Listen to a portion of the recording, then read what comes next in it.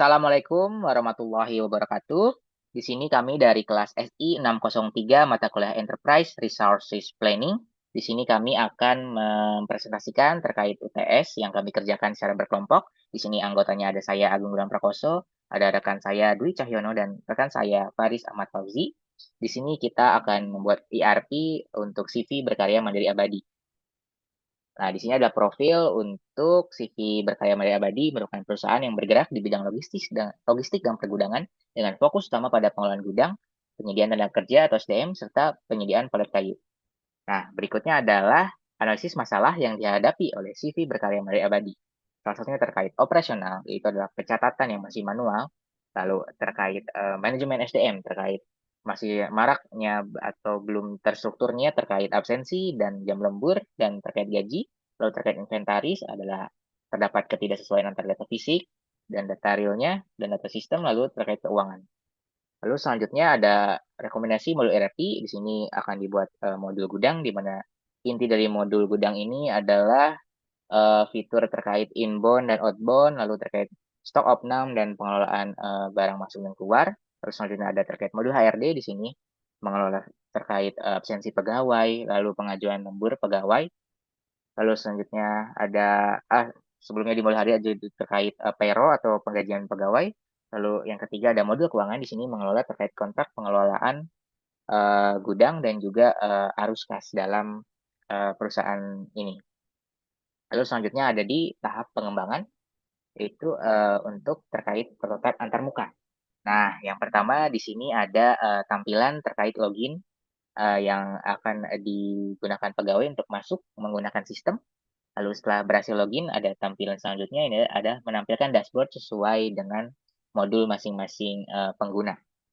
Lalu selanjutnya untuk di modul gudang, di sini ada tampilan prototipe untuk menu menambah surat jalan barang datang, yang gambar pertama di sebelah kiri. Lalu selanjutnya terkait penambahan data barang datang juga, detail barangnya diinput di modul menu inbound. Lalu selanjutnya ada tampilan menu untuk detail input barang datang yang tadi sudah diinput. Lalu untuk selanjutnya di sini ada masih di modul gudang terkait menu outbound. Itu untuk yang gambar sebelah kiri pertama ini adalah menu untuk menambah data keberangkatan barang keluar. Lalu selanjutnya ada menambah data juga untuk detail barangnya untuk menu gambar sebelah kanan. Terus selanjutnya ini adalah tampilan untuk detail input barang keluar yang tadi sudah diinput. Lalu selanjutnya masih di modul gudang ini terkait stok opnam. Di sini ada menambah data stok opnam. Lalu setelah data stok opnam itu diinput, selanjutnya ada tampilan terkait stok selisih barang pada lokasi penyimpanan. Nah, lalu selanjutnya ini adalah tampilan terkait menu validasi hasil dan adjustment stok opnam. Nah, lalu untuk modul kedua terkait modul HRD, di sini ada tampilan terkait absensi pegawai. Nah, lalu selanjutnya di sini adalah di modul HRD juga ada tampilan terkait periode lembur yang ada di tahun atau bulan berkenan. Nah, lalu selanjutnya untuk di gambar yang sebelah kiri, di sini ada menu tampilan untuk pengajuan lembur.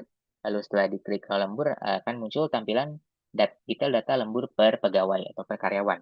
Nah, lalu selanjutnya di sini adalah tampilan untuk menu di persetujuan lembur di menu di akun modul HRD.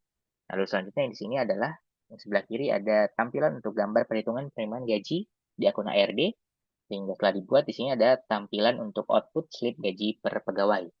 Lalu untuk modul ketiga ada modul keuangan. Di menu yang pertama, prototipe yang pertama adalah tampilan untuk menu data kontrak pengelolaan gudang.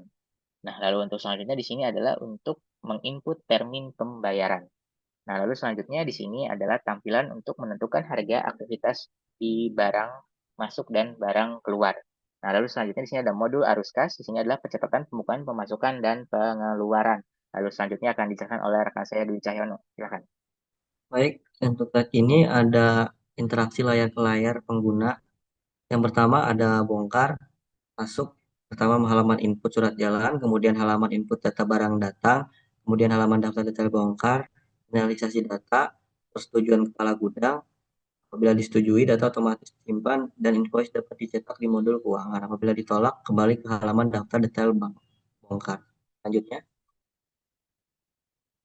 ada muat. Yang pertama, kita masuk halaman tambah data muat barang. Yang kedua, masuk halaman tambah detail muat barang. Yang ketiga, halaman daftar detail muat. Kemudian finalisasi data apabila Kepala gudang menyetujui, data otomatis disimpan dan invoice dapat dicetak di modul keuangan. Apabila ditolak, kembali ke halaman tambah detail muat barang. Selanjutnya, ada modul gudang stok opnam. Pertama, masuk ke halaman tambah data stok opnam, kemudian halaman lokasi penyimpanan barang yang akan di stok opnam, selanjutnya halaman validasi stok opnam, kemudian persetujuan kepala gudang. Apabila ditolak, kembali ke halaman lokasi penyimpanan barang yang akan di stok opnam. Apabila diterima terima data otomatis disimpan. Selanjutnya, absensi pegawai. Pertama masuk ke halaman login, kemudian halaman absen, kemudian pegawai melakukan foto selfie, kemudian apabila data berhasil disimpan, eh, HRD dapat melihat data. Apabila gagal disimpan, kembali ke halaman absen. Selanjutnya, bagian lembur. Pertama, masuk ke halaman buat periode lembur, kemudian halaman pilih tanggal lembur, kemudian halaman pengajuan daftar pegawai lembur, kemudian proses simpan data. Apabila HRD menyetujui, perhitungan lembur otomatis disimpan. Apabila ditolak, kembali ke halaman pilih tanggal lembur. Selanjutnya,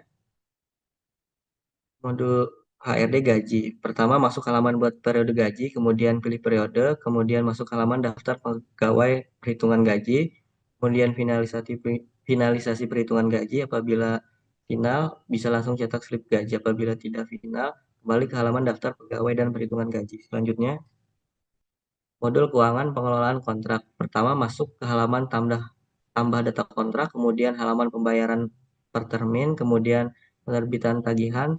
Apabila tagihan sudah dibayarkan, data otomatis tersimpan dan disimpan sebagai pemasukan. Apabila belum dibayarkan, pencatatan status belum dibayarkan dan kembali tagihan dipertanyakan apakah sudah dibayarkan atau belum. Selanjutnya, modul keuangan harga aktivitas. Ini mulai master data harga aktivitas. Apabila sudah inbound, pilih data inboundnya, kemudian tentukan harga aktivitas. Selanjutnya cetak invoice. Kemudian apabila pilih outbound, sama cetak invoice dan selesai. Selanjutnya, ini untuk arus kas. Pertama masuk ke halaman arus kas, kemudian kita bisa masuk ke kontrak pengelolaan apakah sudah dibayar atau belum. Apabila sudah dibayar, bisa langsung proses simpan. Kemudian apabila memilih harga aktivitas, apakah harga aktivitas sudah dibayar? Apabila sudah dibayar, langsung klik simpan.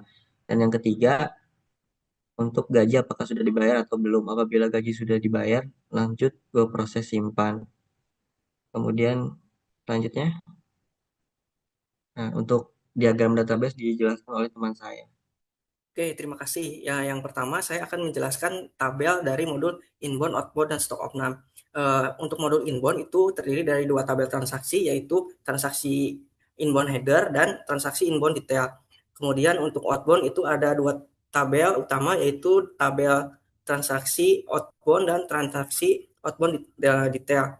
Kemudian untuk stock of name itu ada TRX stock of name header dan stock of name detail. Dari ketiga ini saling berrelasi, kemudian akan didukung oleh tabel master yang akan saling mendukung. Lanjut. Kemudian ini untuk modul absen itu untuk menyimpan data absen masuk dan absen pulang, itu terdiri dari dua tabel juga, yaitu tabel transaksi masuk dan tabel transaksi pulang. Kemudian data ini akan didukung oleh tabel master juga, itu ada master lokasi absen, master shift, dan jadwal kerja. Lanjut. Kemudian untuk modul gaji, lembur, dan arus kas, ini terdiri untuk modul gaji terdiri dari gaji header dan gaji detail itu untuk menyimpan data periode lembur dan nominal take home pay yang akan diterima oleh pegawai. Kemudian TRX lembur itu untuk mengajukan periode lembur dan TRX lembur detail itu untuk melakukan perhitungan jam lembur dan nominal lembur. Kemudian nanti akan disimpan atau ditarik datanya ke tabel cash flow sebagai pengeluaran. Lanjut. Kemudian ada modul kontrak pengelolaan harga aktivitas dan arus kas juga. Di sini kontrak pengelolaan itu juga ada dua tabel. Yang pertama ada kontrak tabel kontrak header, yang kedua ada kontrak detail. Kontrak header itu untuk menyimpan data kontrak, yang kedua itu transaksi kontrak detail itu untuk menyimpan data cicilan atau termin. Kemudian untuk harga aktivitas itu nyambung dari inbound dan outbound, itu untuk jika datanya sudah disimpan ke TRX inbound dan TRX outbound, itu akan ditarik, kemudian disimpan ke tabel activity price, kemudian disimpan di invoice. Kemudian data invoice itu akan ditarik, disimpan ke direct cash flow sebagai pemasukan. Lanjut. Sekian presentasi UTS yang dapat kami sampaikan. Wabillahi taufiq wal hidayah. Assalamualaikum warahmatullahi wabarakatuh.